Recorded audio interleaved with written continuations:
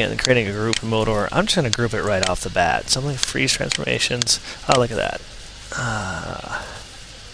Show my grid.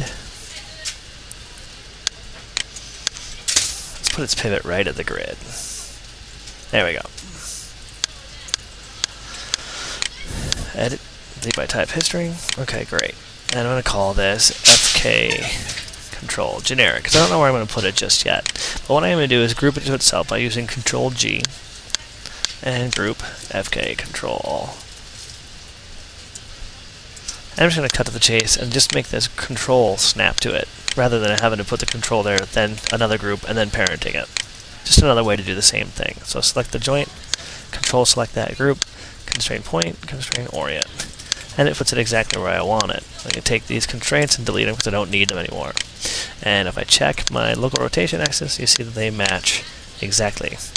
Now I probably want this to be a little bit more interesting, more aligned with that joint. So since it has that parent there, I can actually go in here and scale it down. I'm going to hold down J and rotate to snap. And that looks like what I want. But you notice that my rotations are all off. That's okay, because based on its parent, if I freeze the transformations, it goes back to matching exactly. Oh, that's perfect. So what I'm going to do now is duplicate it. And I don't want to go to this wrist, but just in case I had built it rotate or something like that, I'm going to do the same thing again. And point. And orient constrain it.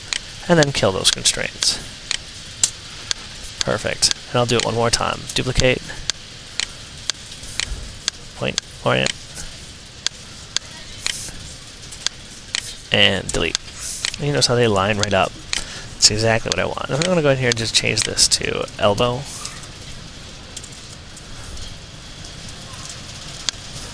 Oh, sorry. Shoulder. Let's say FK shoulder.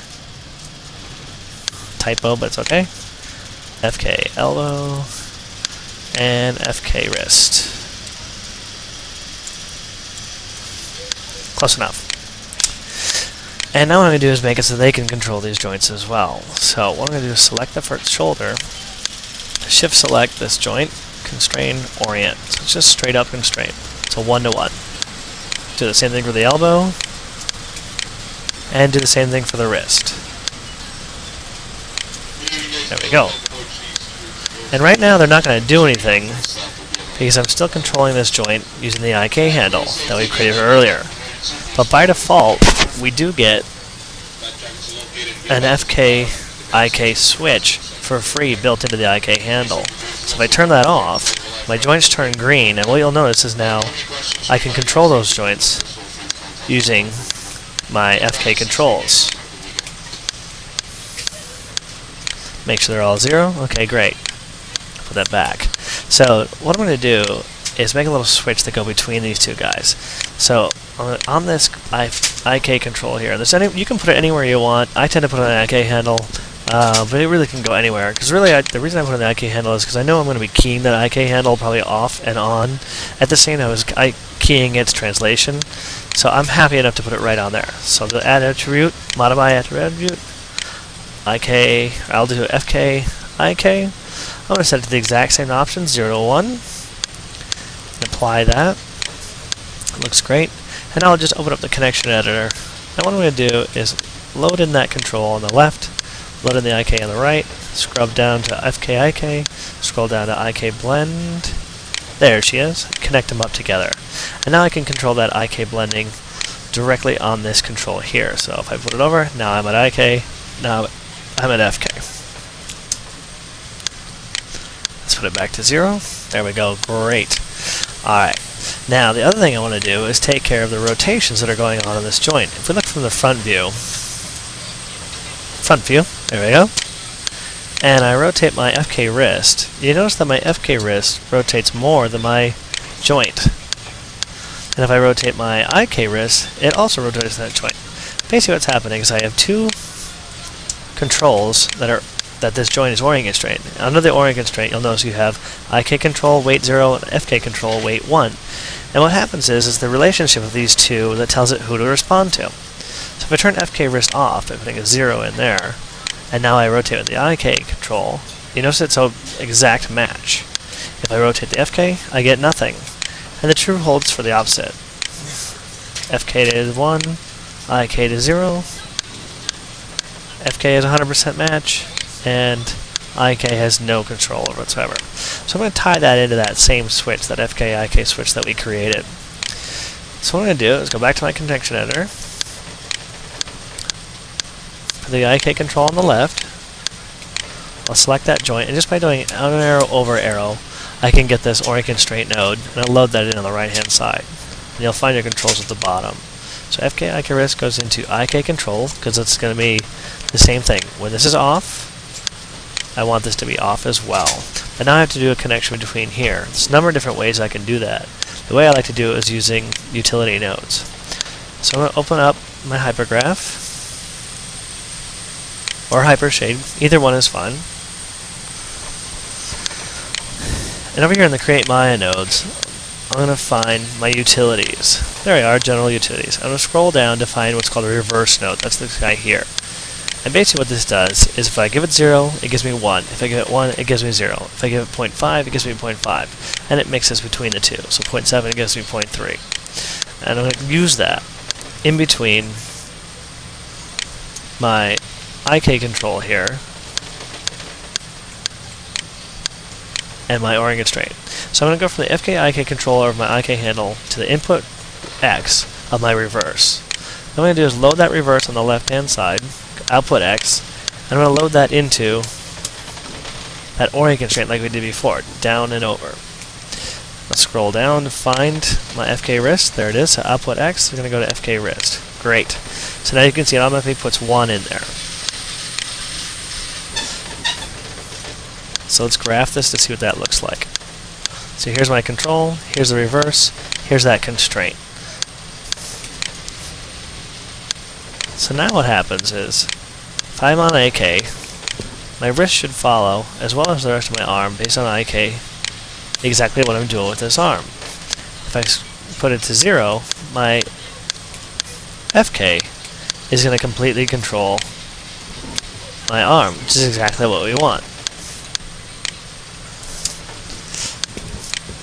Now what you'll have noticed when I'm in FK mode, if when I rotate my elbow that my wrist stays behind. I don't really want that. I want it to match exactly what I'm doing with my arms.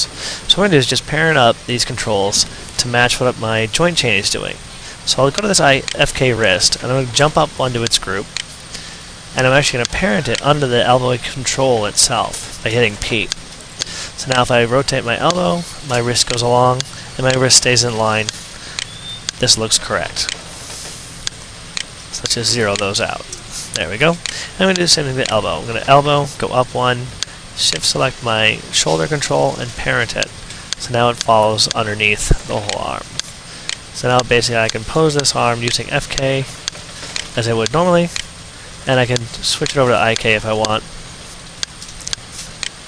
to put his hand on a table or something like that. Perfect. So now I've created all the controls that I want. There we go, back to 0. And let's do a little bit of cleanup. We have a lot of things floating around out here that we don't really need. So what I'm going to do is, first thing is take this IK control, or IK handle, and just hide it. I don't need to see it anymore. I'm going to grab these joints and turn off their local rotation display. We don't need to see that. I think my controls have that. I'm going to shut it off on those as well. And I have it on my IK handle. I'll turn that off there too.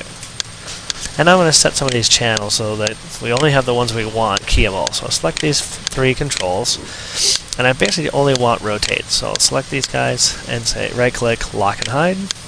Select my IK handle, get rid of the scales and the visibility, lock and hide. Great. Alright. Now I just want to finish by grouping some of this stuff up together. So what I'm going to do is take that null there and rename it to group IK wrist, so I know what it is. I'm going to take the shoulder joint and the group FK control and group them together. And it puts the pivot at 0 by default. So what I'm going to do is hit insert and snap it right up to the top of my shoulder there. And this group is what I'm going to use to connect to my arm or my skeleton or my clavicle, depending on what my character looks like. So for this character, he'd have a clavicle right here. I would just group those two together.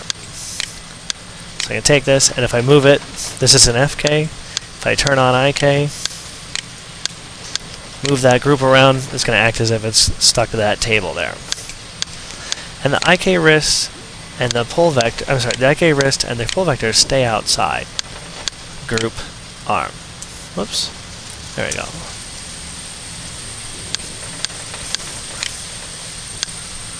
And that's basically a whole arm. I can go back in here and clean some of this up. What I'm going to do is fix this guy. Now that I've already created a constraint on there, it's a little dangerous to hold down J and freeze it. As you can see, it won't let me because I've locked scales. But also, I tend not to do things like that once I've already applied the constraints. So instead, what I'm going to do is hold down and select the vertices and just rotate the vertices so that this makes more sense. There we go. I like that much better.